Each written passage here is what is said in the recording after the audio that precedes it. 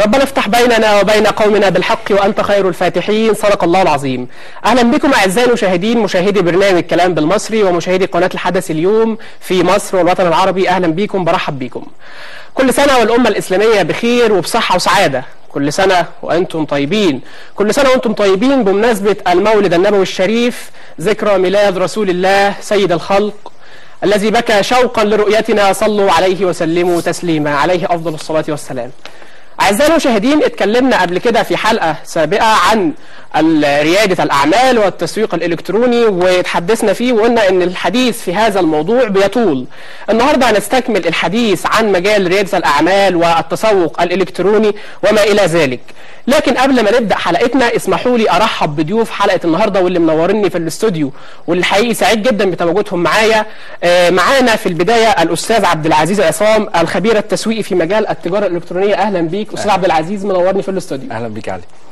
وبيشرفني ايضا الدكتور المستشار مجدي مهران كمال الدين، المحامي بالنقد. اهلا بيك يا دكتور، منورني. اهلا بحضرتك. اهلا.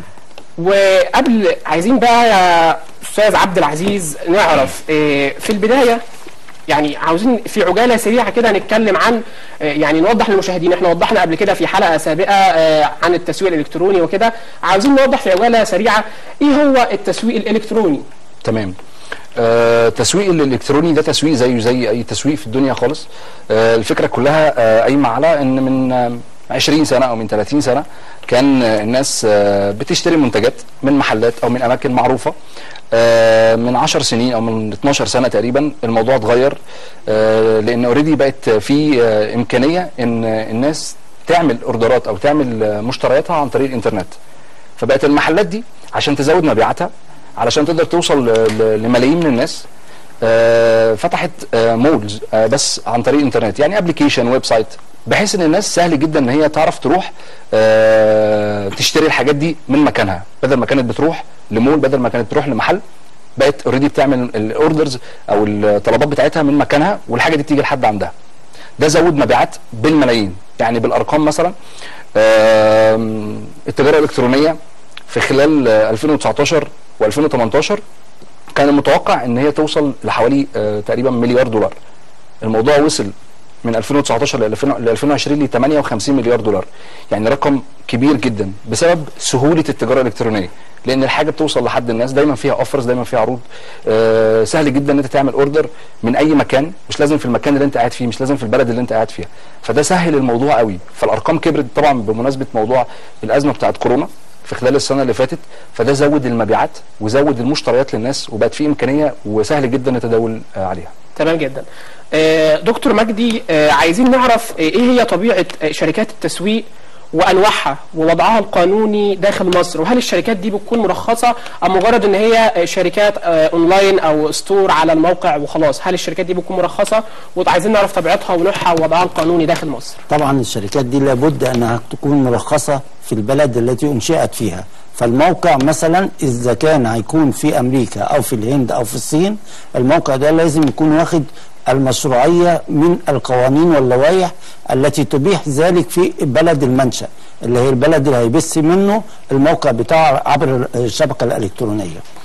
الحقيقه الشركات دي هي اصبحت منتشره عبر العالم كله، واصبحت هي في ظل الازمه بتاعت كورونا اصبحت اكثر اهميه من المعارض الطبيعيه اللي موجوده في حول العالم.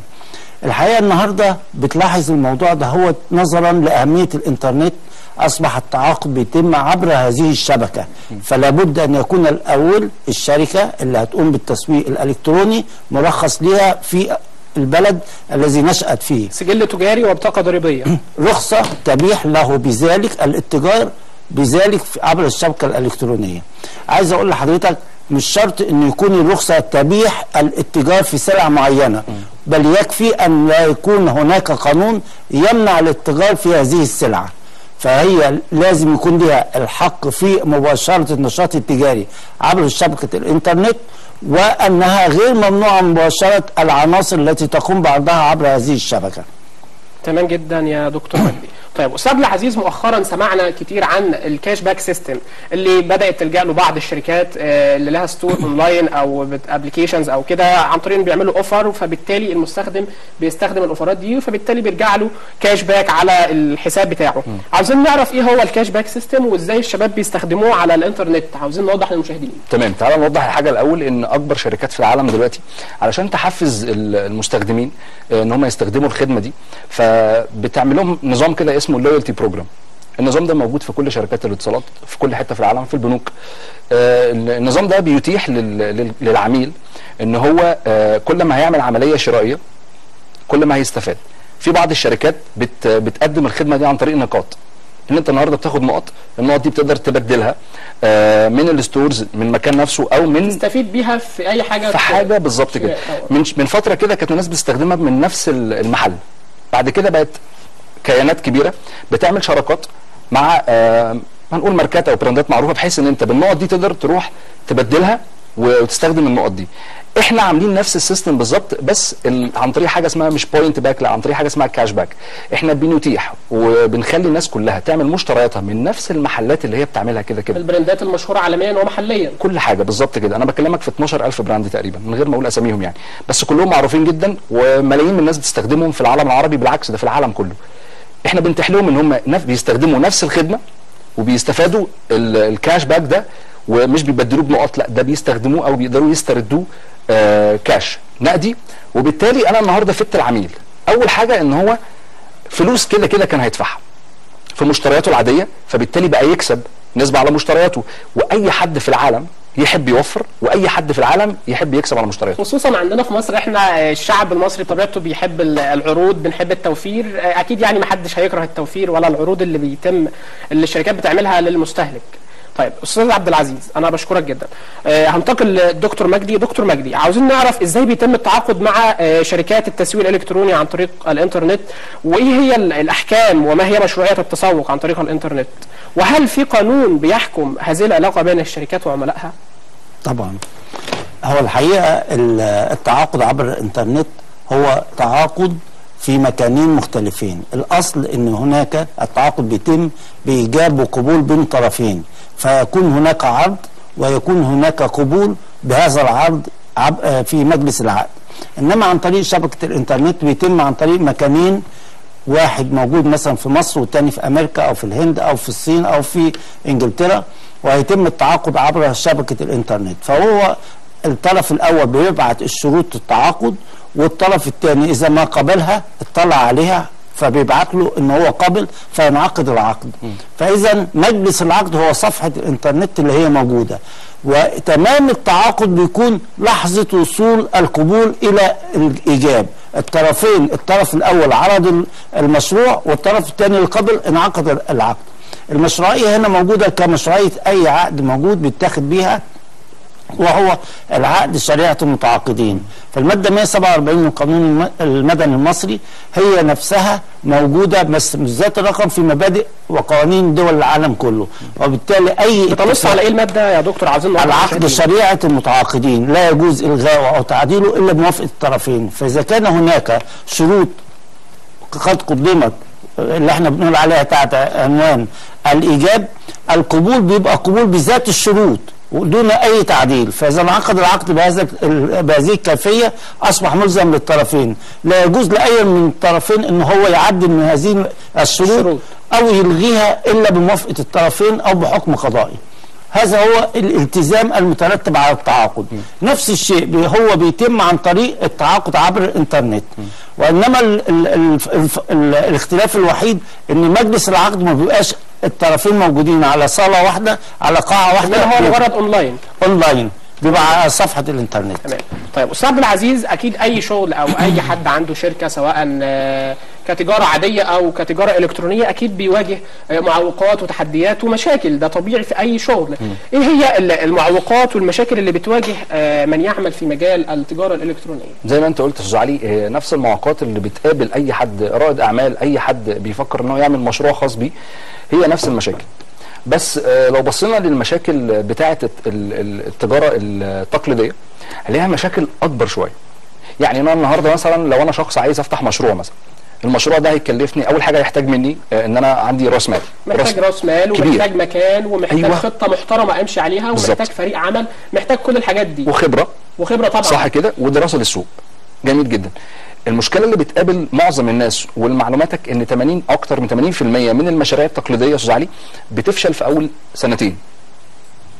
كل المشاريع التقليديه بسبب عدم دراسه، عدم خبره، ما يبقاش عامل دراسه جدوى، ما يبقاش عنده خطه محكمه ماشي عليها. بالظبط كده. بالظبط. اما التجاره الالكترونيه المخاطره فيها هي مش موجوده. اول سبب لان راس المال لاي مشروع الكتروني بيبقى قليل جدا جدا، لا يذكر اصلا. تمام. يمكن لو الواحد بيشتري تليفون، اي حد فينا ماسك تليفون بيبقى اغلى من الستارت اب او من راس المال بتاع المشروع الالكتروني. ده رقم واحد. رقم اتنين، ان زي ما انت قلت هنا في فريق عمل عنده خبره. فريق عمل ده دوره ان هو يساعد كل الناس. الموضوع كله يا استاذ علي قايم على فكره ان احنا بنساعد كل الناس. تمام كده. تالت حاجه في الموضوع ده ان انت النهارده يا اما شاري برودكت يا اما شاري سيرفيس، يعني انت واخد يا خدمه يا منتج. في الحالتين انت كشخص انت كده كده هتستفاد بالموضوع، يعني الموضوع ما فيهوش اي خساره. ايه المعوقات اللي بتقابل؟ انا بشوف المعوقات مش حاجات ماديه ملموسه خالص، المعوقات في طريقه التفكير. لان احنا درسنا تقريبا 16 سنه واشتغلنا، اللي اشتغل لحد مثلا في كل حاجه بالظبط كده. فانا بكلمك تقريبا ان من 20 سنه لحد 60 سنه، في 40 سنه الناس في العالم كله بتشتغل في وظيفه. فاحنا درسنا وتعلمنا، واهالينا كلهم تفكيرهم في الكارير بتاع الوظيفه. انت النهارده بتخاطب بعقول الناس دي، طريقه تفكيرها جوب مينتاليتي، صح؟ لما تيجي تتكلم في بزنس طبيعي الموضوع يبقى جديد. المعوقه الاولانيه اللي بتقابل الناس في طريقه التفكير ان ده جديد يا دكتور عليهم، حاجه جديده اول مره يعملها. خصوصا ان استاذ عبد العزيز كتير من الشباب يعني بدا جو الروتين والوظيفه زي ما قلت لحضرتك ما بقاش يتناسب معاه، اللي هو اصحى كل يوم ليا ميعاد شغل معين، هخلص كذا، الراتب بتاعي قد ان هو يكفيني او ما يكفينيش، بالزبط. عندي التزامات. فبالتالي البعض بدا يلجا للتجاره الالكترونيه بالظبط، وبدا ان هو يكسر الروتين بالظبط. وبص حواليك كده هتلاقي اخر 5 سنين او اخر 10 سنين حجم الناس اللي كسرت $1,000,000 في العالم كلهم سنهم تحت ال 30 سنه، بسبب نفس اللي انت بتقوله ده بالظبط. التفكير يعني الصحيح بالظبط، التفكير اللي يناسب العصر والايام الحاليه، الوضع الحالي والظروف الماديه والمعيشيه والازمات اللي بتحصل دي خلت ناس تكسر الروتين زي ما انت قلت. طريقه التفكير بدات تتغير، بمعنى تفكير بره الصندوق، تتغير للافضل بالظبط، وده اللي احنا بنعمله اصلا. طيب دكتور مجدي، عايزين نعرف ايه هي الاجراءات اللي بتتخذها الشركات الاونلاين ضد من اساء او ضلل بها. اكيد كل الشركات بيبقى لها شركات منافسه، فبالتالي بيبقى في حملات تشويه، حملات اساءه ضد هذه الشركات. عايزين نعرف ايه الاجراءات اللي بتتخذها الشركات ضد من اساء اليها. هو الحقيقه في ظل التقدم العلمي الرهيب في مجال الانترنت والتواصل ومواقع التواصل الاجتماعي بين الافراد، النهارده اصبح الانترنت جعل الاتصال بالناس سريع جدا، وبل بيصل الى كل واحد في مكانه، على عكس الاول الشائعه كانت ممكن تحتاج انتقال بالمقابلات والحديث. اما عبر العصر الحالي سريع. عصر الانترنت بقت سريعه، وبدات تترك ابواب الناس، مش الناس هم اللي بيتركوا الابواب للوصول الى المعلومه. فاصبحت الشائعه النهارده سهل ان هي انتشار بسرعه. واما اذا كانت في الاساءه فانها فيها من الخطوره بمكان ان هي الاساءه والافتراء على الشركات في مجال المنافسه التجاريه اصبحت بتقضي على شركه بيصدر فيها لها خطوره كبيره جدا، لانها بمثابه حكم اعدام بدون محاكمه. فاذا انا النهارده قلت ان هذا المنتج بيسبب سرطان او بيسبب امراض خبيثه فتجنبوه، الناس نفسها ما دام سمعتها دون تجربه هتخاف منها مهما حصل. النهارده الاجراءات القانونيه، القانون ما سابهاش مفتوحه كده، بل من الاساس القانون في المدني والتجاري في كل انحاء العالم في مبدا لا ضرر ولا ضرار، وبيلزم المخطئ في تعويض الضرر بقدر ما اصاب المضرور من اضرار. فالنهارده اذا كان في على الموقع دكتور مجدي، انا هقاطع حضرتك معلش، اعزائي المشاهدين هنطلع فاصل قصير ونستكمل بس بعد الفاصل. دكتور مجدي، قبل الفاصل سالت حضرتك ايه هي الاجراءات اللي بتتخذها الشركات ضد من اساء او ضلل بها، عايزين نستكمل الاجابه. الحقيقه اهم هذه الاجراءات هو اللجوء للقضاء في اثبات صدور الخطأ من الجهة التي اساءت الى السمعة التجارية للشركة الاخرى. فبيقوم المحامي الممثل القانوني للشركة التي تم التعدي عليها بالتقدم ببلاغ الى مباحث الانترنت، وفي ذات الوقت بيلجأ للمحكمة الاقتصادية، هي المحكمة المختصة في منازعات التي تتم عبر التواصل الاجتماعي عبر الانترنت، وهي محكومة بمادتين في كل العالم، هم نفس المبدئين، المبدأ 163 مدني و164 مدني، فكل من سبب ضررا للغير بيلتزم بالتعويض. فبالنسبة للشركات اللي هي عاملة في مجال التجارة الإلكترونية، إذا ما تم الإساءة إليها عبر مراحل، إحدى المراحل عبر التواصل الاجتماعي وشبكة الإنترنت، إحنا بنجيب التسجيل بتاعها وبنثبت الجهة دهيت فين، وبنلجأ للقضاء وبنطلب التعويض على قدر الضرر اللي لحق بينا من جراء هذا الخطأ. واحنا بنهيب بالناس بالجمهور كله عبر العالم كله بالالتزام وعدم الخطأ حماية للتجارة الإلكترونية نظرا لأهميتها حول العالم. بشكرك جدا الدكتور مجدي مهران، وهنتقل للأستاذ عبد العزيز. أستاذ عبد العزيز، أكيد كل شغل محتاج إن الواحد يجتهد ويشتغل على نفسه عشان يوصل لهدف أو يحقق الهدف اللي هو عاوزه. بما إن حضرتك خبير في مجال التجارة الإلكترونية والتسويق، عاوزين نسأل حضرتك هل في إمكانية لتأهيل المهارات التسويقية للشباب، وكم يعني كم شاب استفاد من التجارة الإلكترونية في مصر في ظل الفترة الأخيرة؟ تمام. أستاذ علي، الموضوع من الأساس ما بيكبرش وما بيبقاش فيه نجاح الا اذا تم تدريب لكل، سواء كانوا المشتركين متسوقين او سواء كانوا اوريدي من الناس اللي بتشتغل او بتمتهن الموضوع ده. فالتدريبات دي بتتم في البدايه، كانت بتتم عن طريق مراكز تدريبيه، اماكن، فنادق، سنتر، بنقدر فيها نعلم كل الفريق بتاعنا اول حاجه ازاي يستخدم الموقع، تاني حاجة ازاي يقدر يسوق للموقع، تالت حاجة ازاي كشخص ممكن يبقى رائد اعمال، يعني يقدر النهاردة كشخص يبقى عنده من المتسوقين او من الفريق بتاعه ملايين من الناس في كل حتة في العالم. الفترة اللي فاتت الموضوع بالنسبة لنا كان تحدي، موضوع ان احنا ما بنتجمعش كتير شوية. موضوع الاونلاين بقت فيه اوريدي ابلكيشنز نقدر نستخدمها ونقدر نعمل فيها المحاضرات بتاعتنا والتدريبات بتاعتنا، بل بالعكس ده ساعد ان احنا الحمد لله في مصر الفريق بتاعنا كبر جدا، وبره مصر كمان حصل نفس القصه. تمام. استاذ عبد العزيز، عاوزين في عجاله سريعه نوجه نصيحه للشباب واللي عاوز يلتحق بمجال التجاره الالكترونيه في مصر، واللي عاوز يدخل مجال رياده الاعمال. تمام. نصيحتي لكل الناس، اول حاجه لو انت النهارده شخص طموح عايز تاخد خطوه كبيره في حياتك، اول حاجه دور على شركه تكون اوريدي بقى لها سنين. احنا شركتنا اوريدي بقى لها تقريبا اكتر من 21 سنه. شركه تكون اوريدي مرخصه وده اللي موجود. رقم 3 يبقى اوريدي ليها فروع في كل حته في العالم وده اللي موجود برضو.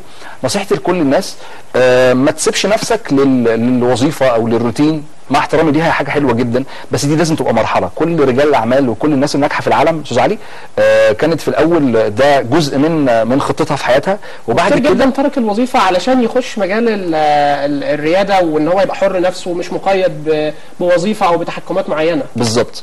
وده ده السبب الاساسي ان معظم الناس 97% من الناس شغالين في وظيفه، فمصدر الدخل الوحيد هو بيبقى مرتب. فنصيحتي لكل الناس دور على مصدر دخل اضافي عشان تقدر تغير في حياتك وحياه كل الناس اللي حواليك. تمام. استاذ عبد العزيز عصام، الخبير التسويقي في مجال التجاره الالكترونيه، بشكرك جدا جدا على المعلومات القيمه اللي اضفتها لي انا شخصيا والجمهور اكيد، وبشكرك مره ثانيه ان انت نورتني النهارده، وبشكر الدكتور مجدي مهران كمال الدين المستشار والمحامي بالنقد، بشكركم جدا على الاستضافه الجميله دي. شكرا. وطبعا موضوع رياده الاعمال والتجاره الالكترونيه بيطول فيه الحديث، اتكلمنا قبل كده في حلقه سابقه واتكلمنا النهارده، واكيد هيبقى في حلقات جايه ان شاء الله كتير جدا. بشكر اعزائي المشاهدين، بشكركم اعزائي المشاهدين على حسن الاستماع، انتظرونا في حلقات جايه كتير جدا، والسلام عليكم ورحمه الله وبركاته.